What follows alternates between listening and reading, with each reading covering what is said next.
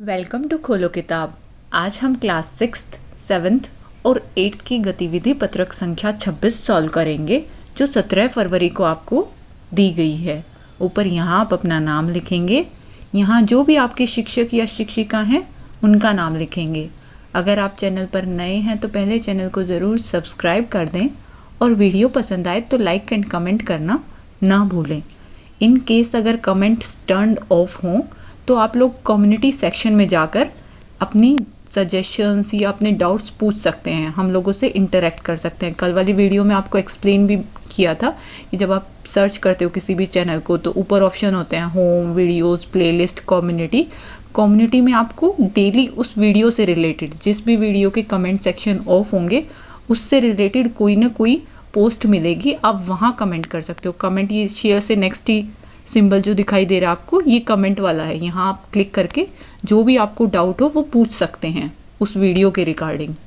अभी हम अपनी इस वाली एक्टिविटी शीट को देखते हैं। इसमें क्या दिया हुआ है, नीचे दी गई कहानी को ध्यान से पढ़िए और नीचे दी गई गतिविधियों को पूरा कीजिए। आपको ये कहानी दी हुई है, किसके बारे में है ये कहानी? गिद्ध की कहानी है। चलिए स्टार्ट करते हैं। गिद्ध वैसे क्या होता है आप लोगों को पता होगा, एक शिकारी पक्षी है। जैसे चील होती है, बाज होता है, वैसे ही गिद्ध होता है, बस ये थोड़ा उनसे बड़ा होता है और इसकी नज़र भी काफ़ी तेज होती है। किसी घने जंगल में गिद्धों का एक झुंड रहा करता था, मतलब पूरा ग्रुप रहता था। घने जंगल मतलब बहुत डेंस जंगल था, बहुत पेड़ थे वहाँ। उनका पूरा झुंड एक साथ उड़ान भरता और साथ में ही शिकार करता था कि ये लोग साथ में उड़ते थे। फिर शिकार के लिए भी सारे साथ में ही जाते थे। जब भी इनको कुछ खाना होता था तो सारे एक साथ उड़ान भरते थे। आगे देखते हैं। एक बार वो सभी उड़ते उड़ते किसी टापू पर पहुंच गए। एक बार वो उड़ रहे थे, शिकार के लिए निकले होंगे, सारे साथ में निकले थे और कहाँ पहुंच गए? एक टापू पर। टापू किसे बोलते हैं? आइलैंड को। कि कोई लैंड का टुकड़ा चारों तरफ से पानी से घिरा हो उसे हम टापू कहते हैं। तो एक ऐसे टापू पर पहुंचे जहाँ बहुत सी मछली और मेंढक रहते थे। उन्हें वह टापू बहुत अच्छा लगा। उनके खाने पीने और रहने की सारी सुविधाएं उस टापू पर मौजूद थी कि खाने को मेंढक भी खा लेंगे, मछली भी खा लेंगे, सब उन्हें वहीं मिल रहा था। तो काफ़ी पसंद आया उनको वो टापू। सभी गिद्ध उसी टापू पर रहने लगे। अब उन्हें शिकार के लिए कहीं जाना भी नहीं पड़ता था क्योंकि सब कुछ वहाँ उनको पहले से ही मिल रहा था। तो कहीं उड़ के उनको जाने की ज़रूरत ही नहीं थी, शिकार करने की ज़रूरत ही नहीं थी, वो वहीं उन्हें खाते रहते। आगे देखते हैं। सभी बिना किसी मेहनत के भरपेट भोजन करते और उस टापू पर आलस में जीवन जीने लगे। अब उन लोगों को इतना भोजन नज़र आ रहा था कि इतने मेंढक हैं, इतनी मछलियाँ हैं, कौन उड़ेगा, कौन शिकार के लिए जाएगा? इन्हीं को वहीं बैठे बैठे अपना खाते रहते और आलस में जीवन जीने लगे। मतलब बिल्कुल आलसी बन गए वो लोग। उसी झुंड में एक बूढ़ा गिद्ध भी रहता था। एक बूढ़ा गिद्ध था जो थोड़ा समझदार था उन लोगों से। अपने साथियों की आलस भरी दशा देखकर उसे चिंता होने लगी। वो थोड़ा सोच में पड़ गया, उसको टेंशन होने लगी। किस बात की? कि ये जितने मेरे बाकी के दोस्त हैं ये सारे कैसे आलस कर रहे हैं, शिकार करना बिल्कुल ही छोड़ दिया, ऐसे ही पड़े रहते हैं, कुछ काम ही नहीं कर रहे हैं, ना उड़ान भर रहे हैं कि उड़ के जाएं, खुद से शिकार ढूंढने की कोशिश करें, कुछ काम करके खुशी नहीं है, सब आलसी बन गए हैं। तो वो वरिड था काफ़ी। वो बूढ़ा गिद्ध उनको कई बार समझाता भी था। वह गिद्धों को कई बार चेतावनी भी देता कि मित्रों, हमें फिर से शिकार के लिए उड़ान भरनी चाहिए ताकि हम अपनी शिकार करने की कला को भी मजबूत बनाए रख सकें। अगर ऐसे ही आलस करेंगे तो एक दिन हम शिकार करना तक भूल जाएंगे। इसलिए हमें जल्द ही अपने पुराने जंगल में वापस जाना चाहिए। वो उनको समझाता था, चेतावनी देना मतलब उनको अलर्ट करता था कि भाई सही नहीं कर रहे हो तुम लोग, मेरी बात मान लो, ये चीज़ सही नहीं है ऐसे आलस में बैठे रहना। जो हमें शिकार करने की हमारे अंदर कला है, जो हमारे अंदर है, वो हमें यूज़ करनी चाहिए। ऐसे ही नहीं आलस में पड़े रहना चाहिए हम, वरना शिकार करना ही भूल जाएंगे। चलो हम वापस से अपने पुराने जंगल में जाते हैं। वहाँ जैसे खुद से शिकार करने के लिए उड़ते थे, कहीं से ढूंढ के लाते थे, फिर खाते थे। बट कोई उसकी बात ही नहीं मान रहा था। उस बूढ़े गिद्ध की सलाह सुनकर सभी गिद्ध हंसने लगे और यह कहकर मजाक उड़ाने लगे कि ये हमें आरामदायक जीवन छोड़कर जाने की सलाह दे रहे हैं। उनको तो यूँ लग रहा था कि ये क्या पागलों वाली बात कर रहे हैं, यहाँ सब कुछ तो हमें मिल रहा है, क्या ज़रूरत है काम करने की और शिकार के लिए जाने की जब सब कुछ बैठे बैठे ही हमें मिल रहा है। इस प्रकार शेष गिद्धों के झुंड ने उस टापू से जाने से मना कर दिया। उन्होंने मना कर दिया कि हम नहीं जाएंगे इस टापू को छोड़कर, जो आइलैंड उन्हें अच्छा लग रहा था कि हम तो यहीं रहेंगे, जंगल में वापस नहीं जाएंगे। इसके बाद वह बूढ़ा गिद्ध अकेले ही वापस जंगल में लौट गया। लेकिन जो बूढ़ा गिद्ध था वो बोला ठीक है, तुम लोग नहीं आ रहे, मैं तो जा रहा हूँ उसी जंगल में जहाँ से ये लोग आए थे। आगे देखते हैं। कुछ दिनों के बाद उस बूढ़े गिद्ध ने सोचा कि बहुत समय हो गया, चलो उस टापू पर जाता हूँ और वहाँ पर अपने साथियों से मिलकर आता हूँ। कि ये सोच रहा है बहुत टाइम हो गया, उस टापू पे भी जाके मैं देख के आता हूँ वो लोग क्या कर रहे हैं क्या नहीं, उनका हालचाल पूछाता हूँ। वह बूढ़ा गिद्ध जैसे ही उस टापू पर पहुँचा, वहाँ की दशा देखकर वह हैरान रह गया। वहाँ का दृश्य बहुत भयावह था। वो बिल्कुल शॉक में चला गया, एक तरीके से इतना हैरान हो गया वहाँ का नज़ारा देखकर। दृश्य मतलब वहाँ का नज़ारा देखकर। भयावह का मतलब क्या होता है, डरावना था। उसे कुछ ऐसा नज़र आया वहाँ कि वो बहुत शौक में चला गया, हैरान हो गया। क्या नज़र आया? उस टापू पर मौजूद सभी गिद्ध मर गए थे। जो उसके जितने भी साथी वहाँ रहे थे वो सारे मर गए थे। वहाँ पर सिर्फ उनकी लाशें ही पड़ी थी। तभी उसे कोने में एक घायल गिद्ध दिखाई दिया कि सब मर चुके थे पर कोने में एक घायल था, वो अभी मरा नहीं था, घायल गिद्ध था, वो दिखाई दिया। वह उसके पास गया और वहाँ की दशा के बारे में पूछा कि उस घायल के पास जाता हूँ, घायल से पूछता हूँ कि क्या हो गया, क्यों सबके सब मर गए। तो घायल वाले ने क्या बताया? उसने बताया कि पहले तो हम बिना मेहनत के भरपेट भोजन करते रहे, किंतु समय बीतने के बाद के साथ ही इस टापू पर मछलियाँ और मेंढक कम होने लगे। फिर धीरे धीरे जब सारे वो पक्षी कहीं और बाहर शिकार के लिए जा ही नहीं रहे हैं, उन सब मछलियों को मेंढकों को उन्होंने खा लिया तो ख़त्म हो गए, कम पड़ने लगे। धीरे धीरे वहाँ भोजन समाप्त हो गया। जितनी भी मछलियाँ जितने भी मेंढक थे वो सब उन्होंने खा लिए, तो वहाँ भोजन ही ख़त्म हो गया उस टापू पर। चूँकि हमें बहुत समय से ऊंचा उड़ने का अभ्यास नहीं रहा तो हम शिकार करना भी भूल गए और काफ़ी टाइम से हम लोग उड़े नहीं थे, वहीं आलस में पड़े रहते थे, तो हम लोग शिकार करना ही भूल गए। इस प्रकार भूख से हम एक एक कर मरने लगे और ऐसे शिकार करना नहीं आ रहा है, खाना भी उनका ख़त्म हो चुका है, तो कैसे खाएंगे? भूखे रह रह के वो एक एक करके मरने लगे। उस घायल गिद्ध की बात सुनकर बूढ़े गिद्ध को बहुत दुख हुआ। उसको पता चला कि देखो मेरे सारे के सारे साथी मर गए, तो उसको दुख हुआ कि सारे भूख के कारण मर गए। गलती तो उन्होंने की थी, शिकार करना छोड़ दिया था, और फिर शिकार करना जैसे ही उन्होंने छोड़ा धीरे धीरे वो शिकार करना बिल्कुल ही भूल गए, और जब भोजन खत्म हुआ कर नहीं पाए तो भूख से मर गए। बट उसको दुख हुआ बूढ़े गिद्ध को। निराश बूढ़ा गिद्ध वापस अपने जंगल में चला गया। वहाँ रह के क्या करता, वहाँ तो सब उसके साथी मर चुके थे, तो वापस अपने जंगल में आ गया। और क्या कर सकता था, जब मर ही गए थे वो लोग, बस दुख ही प्रकट कर सकता था वो एक तरीके से। इस कहानी से हमें सीखने को क्या मिलता है, क्या मोरल है स्टोरी का, कि इस कहानी से हमें यही सीख मिलती है कि अगर हम अपनी शक्तियों कहो या ताकत कहो, उनका उपयोग नहीं करेंगे तो धीरे धीरे हम उसे गवा देते हैं।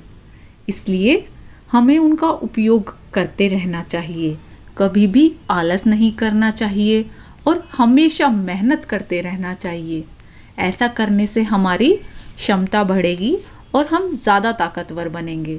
जैसे इन गिद्धों के जो बूढ़ा गिद्ध था उसने किया था, उसने शिकार करना छोड़ा नहीं, तो उसको शिकार करना आता था, वो अपना पेट भर लेता था। और जो आलस कर गए, जिन्होंने शिकार करना ही छोड़ दिया, वो एक टाइम के बाद शिकार करना भूल गए, और जब उनका भोजन खत्म हुआ वो सारे के सारे मर गए। ऐसे ही आपको जो चीज़ आती है या जो चीज़ आप सीख रहे हो उसकी प्रैक्टिस करते रहा करो। अगर प्रैक्टिस नहीं करोगे तो फिर आप उस चीज़ को भूल जाओगे। जैसे हम पढ़ाई करते हैं तो हमें कहा जाता है ना, रिवीजन करते रहना चाहिए। अगर रिवीजन नहीं करोगे तो आप भूल जाओगे, और भूल जाओगे तो फिर पेपर में समझ में ही नहीं आएगा क्या करना है क्या नहीं करना है। इसलिए रिवीजन या प्रैक्टिस करते रहना चाहिए, वही इस कहानी का मेन मोरल है। अब क्वेश्चन आंसर देख लेते हैं। फर्स्ट क्वेश्चन क्या दिया हुआ है, दी गई कहानी में जिन शब्दों को पढ़ने और अर्थ समझने में कठिनाई महसूस हुई उनकी सूची बनाकर अपने घर के सदस्यों या अपने शिक्षक शिक्षिका से उन शब्दों के अर्थ और उच्चारण सीखिए तथा अभ्यास कीजिए कि आपको इस पूरी कहानी के अंदर जो जो शब्द मुश्किल लग रहे थे, कठिन लग रहे थे, पढ़ने नहीं आ रहे थे या बोलने उच्चारण करना नहीं आ रहा था या आपको उनके मीनिंग नहीं पता थे, उनकी आपको पूरी लिस्ट बनानी है। सूची मतलब लिस्ट बनानी है। और मीनिंग नहीं आ रहे थे तो साथ में मीनिंग भी लिखोगे। अगर बोलने नहीं आ रहे थे तो वो तो आप प्रैक्टिस ही कर सकते हो, कैसे उसको सही से बोला जाएगा, अभ्यास ही कर सकते हो। हाँ, जिसके मीनिंग नहीं पता उनके मीनिंग लिख दोगे। मैं जैसे आपको कुछ यहाँ लिख के बता रही हूँ। ज़रूरी नहीं है कि आपको ये सब मुश्किल लगे होंगे, कठिनाई महसूस हुई होगी आपके लिए, इसीलिए मैंने लास्ट में डॉट डॉट डॉट लगा के छोड़ा है। कुछ हटाने हैं तो वो हटा दो, ऐड करने हैं तो ऐड कर लेना। घने मीन्स बहुत, घने जंगल लिखा हुआ था ना। गिद्ध, गिद्ध क्या होता है? एक प्रकार का शिकारी पक्षी। ये अलग होता है, बाज अलग होता है, चील अलग होती है, वैसे ही ये भी एक शिकारी पक्षी होता है। झुंड हम ग्रुप को बोलते हैं, समूह। टापू, टापू को आप द्वीप भी लिख सकते हो, आइलैंड जिसे हम बोलते हैं। जमीन का वह भाग जो चारों ओर से जल से घिरा होता है। सुविधाएं का मतलब क्या होता है? आराम, कि वहाँ तो सारे उसको सुविधाएं मिल रही थी, सारे आराम मिल रहे थे। चेतावनी मतलब अलर्ट करना किसी चीज़ के लिए, कि खतरे की पहले से ही सूचना दे देना, खतरे की पूर्व सूचना। कला किसको बोलते हैं? कला का मतलब होता है हुनर। शेष बचाव हुए को बोलते हैं। और दशा का मतलब होता है हालत। दृश्य का मतलब होता है नज़ारा। भयावह, भयावह उससे बोलते हैं उस सीन को कि जिसको देख के बहुत डर लगे, देखने पे ही आप बिल्कुल डर जाओ, तो डराने वाला। अभ्यास क्या होता है? प्रैक्टिस को बोलते हैं, कि किसी काम को बार बार करना। और निराश का मतलब क्या होता है? उदास हो जाना, दुखी हो जाना, वो होता है निराश। आप चाहो तो और भी ऐड कर सकते हो इस लिस्ट में, और या इनमें से कुछ हटाने हैं तो वो हटा देना। नेक्स्ट सेकंड क्वेश्चन क्या है? सेकंड क्वेश्चन है, यदि आपको बूढ़े गिद्ध से कुछ सवाल पूछने होते तो आप क्या पूछते और बूढ़ा गिद्ध उन प्रश्नों के क्या उत्तर देता? कोई 3 सवाल बनाइए तथा उनका उत्तर भी लिखिए। कि आप अगर गिद्ध से बातें करते, उस बूढ़े गिद्ध से जो काफ़ी समझदार था, उससे बातें करने का मौका मिलता, तो आप उससे क्या क्या क्वेश्चन पूछते। और आपको फिर साथ में क्वेश्चन तो लिखना ही लिखना है, फिर वो बूढ़ा गिद्ध उसका क्या रिप्लाई करता वो भी आप अपनी तरफ से ही बताएंगे, कि मैंने उससे ये सवाल पूछा तो उसने ये जवाब दिया। जैसे 3 ही क्वेश्चन आपको बोले हैं, हम अपनी तरफ से इमेजिन करेंगे क्वेश्चन भी और उनके आंसर भी। जैसे उससे क्वेश्चन पूछा, क्या आपको लगता है आपके साथियों की जान बच सकती थी? तो उसने क्या जवाब दिया होगा बूढ़े गिद्ध ने? हाँ, अगर वो सब मेरी बात समझ पाते और शिकार करना ना छोड़ते तो वे सभी भी आज जिंदा होते। क्योंकि स्टार्टिंग में वो उनको समझा रहा था ना कि शिकार करना मत छोड़ो, चलो वापस अपने जंगल में चलते हैं, पर किसी ने उसकी बात ही नहीं मानी, कोई समझ ही नहीं पाया। उन्हें तो लग रहा था ये तो हम आराम की लाइफ को छोड़ के और हमें वापस से ऐसी जगह पे ले जाना चाह रहा है, तो वो यही जवाब देगा ऑब्वियसली। नेक्स्ट हम उससे ये क्वेश्चन पूछ सकते हैं, आपका मन नहीं हुआ था उस टापू पर ही रहने का? कि भाई जब सब लोग वहाँ रह रहे थे आराम से, तो आपका मन नहीं हुआ था वहाँ रहने का? तो क्या उत्तर देगा बूढ़ा गिद्ध? टापू अच्छा था, किंतु मैं जानता था कि मेहनत करने से शक्ति बढ़ती है और आलस करने से घट जाती है, इसीलिए मैं वहाँ नहीं रुका। कि अच्छा तो था, मैं भी रुकना चाहता, रुक सकता था, पर मैं ये भी बात जानता था अगर मेहनत करोगे तो आपकी जो शक्ति है वो इम्प्रूव करेगी, बढ़ेगी, और अगर आलस करोगे तो वो घट जाएगी, इसीलिए मैं वहाँ नहीं रुका। फिर हमारे मन में क्या सवाल आएगा उससे नेक्स्ट पूछने का, कि क्या आप कभी आराम नहीं करते? तो क्या जवाब दे सकता है इसका? आराम मैं भी करता हूँ, पर आलस नहीं करता, और ना ही अपनी शक्तियों को व्यर्थ करता हूँ। जो मेरे को पावर मिली हुई है शिकार करने की, मैं उसको ऐसे ही वेस्ट नहीं कर सकता था जैसे बाकी सब ने किया। आप चाहो तो और कोई आपके मन में जो भी सवाल आ रहे हो आप वही लिखें, और फिर उसी के अकॉर्डिंग जो आपने सवाल लिखा है उसी के अकॉर्डिंग अपनी तरफ से आंसर बनाएं। नेक्स्ट थर्ड क्वेश्चन क्या है, बूढ़े गिद्ध की किन्हीं 3 विशेषताओं के बारे में लिखिए। कि आपको कोई भी 3 ऐसी क्वालिटीज़ बतानी है बूढ़े गिद्ध की जो आपने इस स्टोरी से समझी हो कि वो कैसा था। तो आप चाहो तो ये भी लिख सकते हो वो काफ़ी समझदार था, या बुद्धिमान भी कह सकते हो, कि मतलब इंटेलिजेंट था, तभी तो उसको पहले से ही पता था, उसको चिंता होने लगी थी कि ये सारे आलस कर रहे हैं, अपनी शक्तियाँ वेस्ट कर रहे हैं, पर वो समझदार था, उनको समझा भी रहा था, वो काफ़ी मेहनती भी था, परिश्रमी भी था, मतलब आराम की लाइफ छोड़कर वो वापस से अपने जंगल में चला गया था। चाहता तो वो भी वहाँ आराम कर सकता था, पर वो मेहनत करने से नहीं डरता था। उसको जो पावर मिली हुई थी उसको यूज़ करना आता था। या फिर वो आप लिख सकते हो शुद्ध हृदय वाला था, काफ़ी सच्चा था, काफ़ी सरल प्रकृति का था। कि जैसे उसके दोस्तों के बारे में बुरा तो लगा होगा कि दोस्त उसकी बात नहीं समझ रहे हैं, वो अकेला वहाँ से गया, फिर भी वो कुछ टाइम के बाद दोबारा उनका हालचाल पूछने के लिए वहाँ वापस गया। तो मतलब वो दिल से काफ़ी अच्छा था। आपको कोई भी 3 विशेषताएं बताने के लिए बोला था बूढ़े गिद्ध के बारे में। आप चाहो तो ये भी लिख सकते हो कि वो शुभ चिंतक था, उसको सबकी चिंता थी, सबकी बारे में फिक्र थी उसको, तभी वो उनको समझा रहा था, तभी वो दोबारा उनसे मिलने गया था। अब नेक्स्ट क्वेश्चन देखते हैं। इस कहानी से आपने क्या सीखा? अपने शब्दों में उत्तर लिखिए। जो भी चीज़ आपने इस कहानी से सीखी, जो पूरी कहानी हमने पढ़ी थी, लास्ट में आपको बताया भी था क्या सीखा। मोरल ऑफ द स्टोरी आपको वही लिखना है अपने शब्दों में। तो आप इसके आंसर में क्या लिखोगे? इस कहानी से हमें यही सीख मिलती है कि अगर हम अपनी शक्तियों का उपयोग नहीं करेंगे तो धीरे धीरे हम उसे गवा देते हैं। इसलिए हमें उनका उपयोग करते रहना चाहिए, कभी भी आलस नहीं करना चाहिए और हमेशा मेहनत करते रहना चाहिए। ऐसा करने से हमारी क्षमता बढ़ेगी और हम ज़्यादा ताकतवर बनेंगे। यही इस कहानी का मेन मोरल था, यही शिक्षा हमें मिलती है। इसी के साथ ये एक्टिविटी शीट हमारी कंप्लीट हुई। मिलते हैं नेक्स्ट वीडियो में अगली एक्टिविटी शीट के साथ। Don't forget to like, comment, share and subscribe the channel. Thank you.